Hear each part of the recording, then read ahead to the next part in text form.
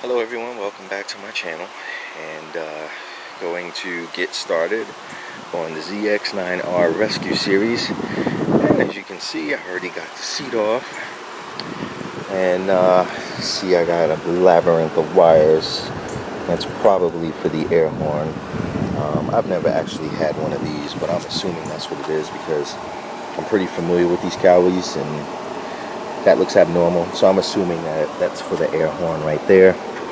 So the first thing I'm going to do is get this tank off. I'm going to pop these two bolts back here, these two bolts right there, get in there and just have a look under there, see what we're working with. Open the air box, see what kind of filters in there, and then we'll proceed from there. Alright, let me go ahead and set the camera down. I'm going to get the tank off, and I'll be right back. Alright fellas, well, got the tank off, and that doesn't look very appetizing, but I guess that's just rubbing up on the bottom of the tank. A little bit cruddy inside here. Gonna have to do a cleanup at some point. If I come around to the front of the air box, it looks like the KLEEN Air mod has not been done on this bike, so that's another thing we'll have to do. I wasn't expecting that, but it's not a big deal to do. We'll go ahead and get that done. I'm going to pull off the air box now and see what kind of air filter they got inside of there.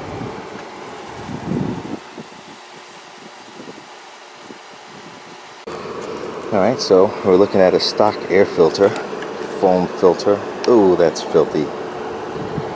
That's filthy. This has probably never ever been cleaned. Yeah, definitely gonna have to wipe this out. Wow, this is a barn find, guys. Let me tell you, total barn find. Yeah, let me go ahead and get this air box off, and I may pull off the carbs today. I might as well, since I'm in this far. All right, so we got the air cleaner out. I think I'm gonna pull the carbs off now. I'm gonna have to connect these two hoses in the valve cover. This is going to be plugged up, and this hose is going to be removed, and I'm probably going to plug those holes into the cylinder head, and then I will do it for the KLEEN Air mod.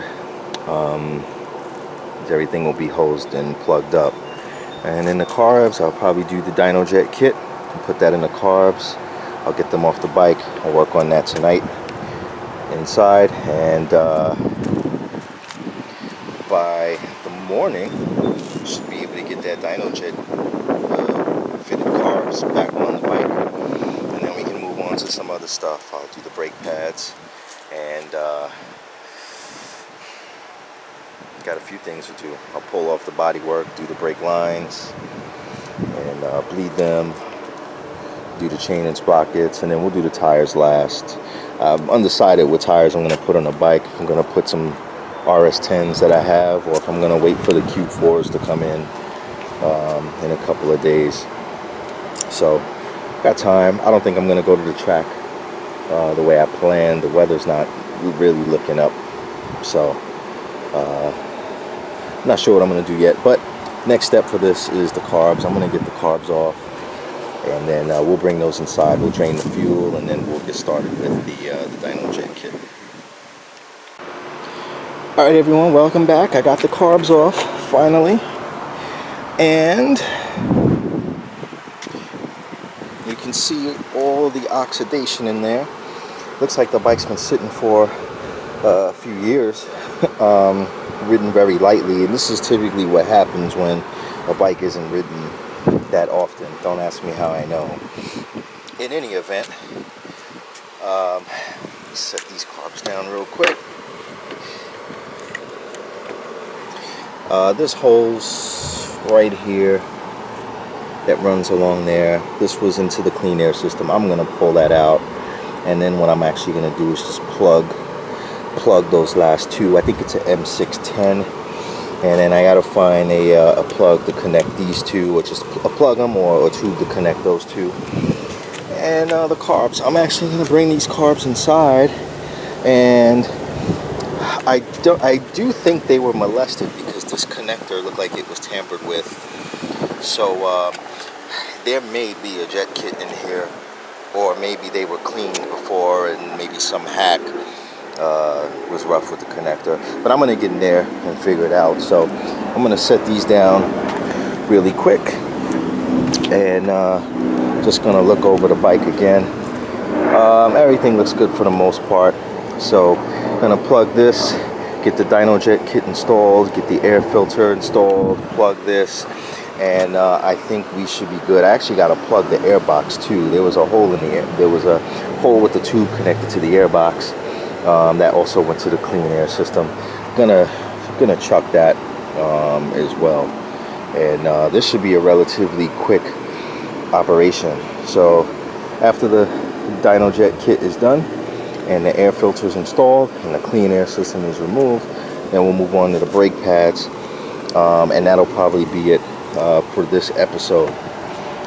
Episode 3, I'll install the 520 chain conversion, and episode 4, which will be the very last one, I will pull the bodywork off and install the steel braided lines, and I'll get the fluid bled. So moving right along. Happy with the progress so far, happy with the bike so far, and that's it. So I'm gonna put the camera down, and I'm gonna do the Dynojet kit in stages, bit by bit, and then I'll just film a little bit as I go along with the carbs. All right, so hang tight, guys. We'll be right back.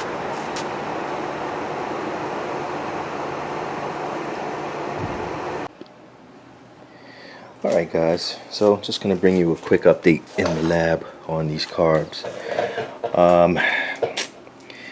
As you can see, they need a little bit of work. I'm probably going to have to order some rebuild kits for these carbs. I couldn't get all the float balls off. These screws are really caked on, and I'm trying to avoid drilling them out, but that's probably what's going to end up happening. They have soft heads, so they strip very easy, and they may have been over torqued. I don't think they were Loctited, but whoever went into these carbs definitely over torqued it, and then the bike has just been sitting, so a lot of this stuff is just really caked up. And to give you an example, you can see how caked up that it's not really an O-ring, but it's like a rubber gasket, you know, is really caked up. So I'm gonna have to order some rebuild kits. I wouldn't feel comfortable putting these back in a bike like that. You know, I could just clean them up and scrape that stuff off and do it, but you know, I like to do things the right way. There's really no rush to do it. Doing the Dynojet kit, and you know, just a quick point about the Dynojet kit. This is the reason why many people don't like to do the Dynojet mod. So if you look on there, you can see the 2 holes. Dynojet wants you to drill a 3rd hole to the left of that bottom hole right there, and it's a permanent modification, and a lot of people don't like that. But the truth is, if you really came down to it, you could just JB weld that hole. I mean, it's really not a big deal if you ever wanted to put the bike back to stock, and nobody puts their bikes back to stock. I mean, I think that's just silly, you know, in my humble opinion anyways. But that's why people typically don't like Dynojet kits. But from my experience, the Dynojet kits make more horsepower than the Factory Pro and Ivan's Jet kit. Those kits aren't bad, but the Dynojet shows up on the dyno. And I've put them in 2 ZX7s. I know, I've done back-to-back testing, and the Dynojet is the best. I'm sorry guys if you disagree. But in any event, you know, here are the carbs, and I got to get the rest of these float balls off. I'll probably drill those out. The battery is charging on the drill, and got to install these shrouds over the needle jets in there. And now it's a little bit tricky, so I want to make sure I get that done right, just to avoid headaches down the road when the carbs go back on the bike. So that's a quick update. I'm probably gonna pause the video because it's gonna be at least 3 days before I get those rebuild kits in. And I don't know, I wasn't thinking last week before I got the bike to get those rebuild kits. I should have did it, but you live and learn. So this is going to be on hold for about 3 days, 4 days. And I mean, when you guys watch the video, you're not going to notice because I'm going to wait to put the video together, so it'll just be like a blink of an eye. But at the time of this, it's going to be like a 3-day wait. And then I'll move on to some of the other stuff in the meantime. So I'm going to pause the camera, guys, and when those rebuild kits come in, I will start filming the carbs again, and we'll get that done. So stay tuned, guys. I'll be back. Alright, fellas, so you see I drilled the first one, and easy as pie. That's it. Use the drill bit that they provide, and it's a very small hole right next to the other hole. And that's it. I'm going to get the others done, and that should be a wrap. Alright, fellas, welcome back. I managed to get the last 3 float bowls off, and what I did, because these screws were stripped, you can see I converted it into a flat head.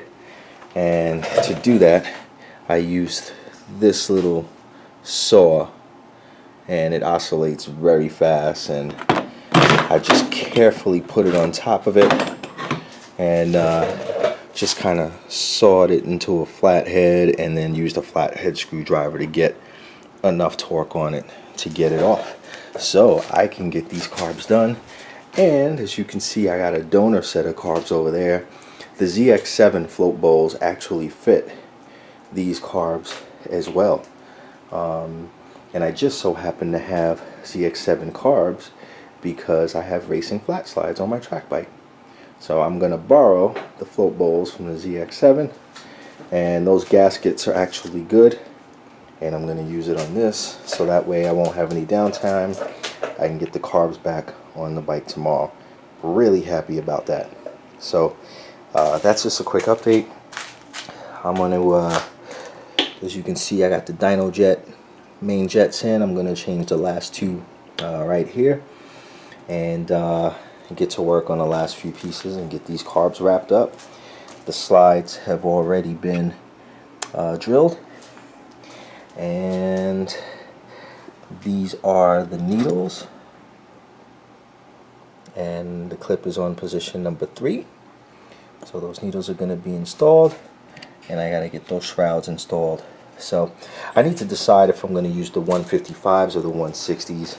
I'm debating it. I'm using a BMC Race filter, as you can see, and I don't know, I may want to go with the 160s, even if it runs a little bit rich. If I throw in some U4 at a track day or something, it might just be spot on. You know, I'm really undecided. I'm going to mull it over and pause the camera, and then I'll let you guys know what I come up with when this thing goes back together. So thanks for watching, guys. I'll see you in a few minutes. Welcome back, guys. So as you can see, I have these little shrouds in the Dynojet kit. One side is open, and so it's supposed to get pressed in face down like that towards the engine. See that? So I've already got 2 of them installed, and you can see the shroud right at the bottom there. Okay, and then we'll go over this next one, and you see there's no shroud there. So I guess that helps with the fuel atomization. I'm not sure how I feel about that. You know, they seem like they'll stay in place, but you know, I'm a bit queasy about things getting sucked into the engine. The Dynojet kit for the ZX7 didn't have anything like that, but apparently this one does, so I'm gonna do it and see how it responds, you know, and see how it works out. But I'm sure it's going to make decent power. But I'm wondering if maybe there's some type of adhesive that should have gone on that. Anyhow, I'm going to get these finished. I finally got the float bowls back on. And these are the ZX7 float bowls with the fresh gaskets. I'm going to order a rebuild kit for the other ones and then just kind of rebuild those old 7 carbs that I had hanging around. So I'm going to go ahead and get these last 2 shrouds on, then go ahead and install the needles, and then that's a wrap. These carbs will be done. The fuel screws, you can see them right in there. They're set to 1.5 turns out from all the way tight. So that's pretty much it. I'm running a 38 Pilot Jet 155 Dynojet main, which is probably like a 170 KLEEN. So it's a big jet, even though it's a smaller number. As I mentioned, the fuel screws are 1.5 turns out, and all the slides have been drilled. As you can see, those 2 holes there. That's it. Needles are set to the 3rd position, or the middle clip, and that's mainly the cruise. And I got the spacers right in there for the needles, so, or washers I should say, shims, washers acting as shims. So that's that. I'm gonna get this thing bolted back together, and these carbs will be ready to go on the bike first thing in the morning. So I'll bring you another update once the carbs are done, and when we finally get them installed on the bike tomorrow. And they should probably be synced as well. So we'll see, depending on how the weather is. We're supposed to get nasty weather, and I've been working outside, so you know, we'll see how it goes. Alright, stay tuned. Alright everyone, welcome back to the project. As you can see, I got the bladder hooked up, and I was able to get the carbs built last night with some donor pieces from a ZX7, a set of carbs. I had a spare set of screws to replace the ones that were stripped, and cleaned out the jets, and everything checked out. The gaskets on the ZX7 float bowls were actually in good condition, so I used those, so I won't have to wait for the rebuild kit. So just to give you an explanation of what I did. So the bladder's hooked up here, and that's directly to the fuel lines, to line the carbs. This is for the air box. I'm not going to put the air box on just yet, because I'm going to be sinking the carbs, and I just, you know, just in case I need to go back into the carbs. Alright, so what I did was, because remember I had the KLEEN Air system in here, I plugged off this hose. I used some quick steel, and I just made a plug. It was hard but not completely cured, so it was able to fill up any inconsistencies from my mold, and I stuffed them here in the block off plates, and I plugged that 3rd hose. Everything else goes back like so, and so she's ready to be fired up. So I'm gonna go ahead and hook up the gauges. Actually, I'm gonna start the bike first, and then if it sounds good, if it sounds like it doesn't need to sync, then I may just leave well enough alone and move on to other parts of the project, because there's still quite a bit of work to be done. Alright, so I'm going to go ahead and do that. We'll see how she's running, and I'll be right back. Alright guys, the bike is running, and as you can see, the tank is crooked because I don't have it on all the way. My bladder was not supplying enough fuel, so I had to put the tank on. It's idling nice and steady. Probably doesn't even need a sync right now. I'm just going to leave well enough alone and get this thing up and running. Going to get the air box put back on with the air filter. In any event, she sounds really good.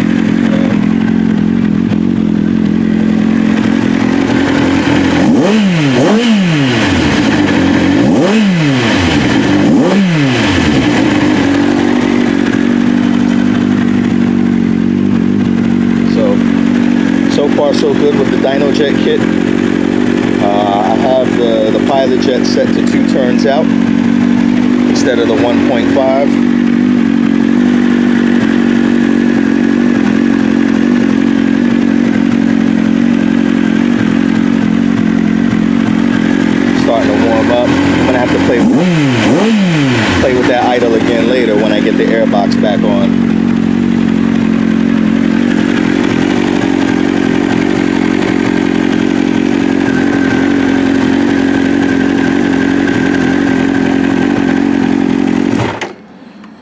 so good. I'm gonna go ahead and get the tank off and put the air box on and get everything bolted back up.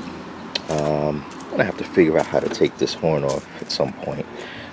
I've never had one of these on the bike before, so I just gotta figure out how it's wired and where it's bolted down to. So we go ahead and get started on that, and I'll be right back, guys. Stay tuned.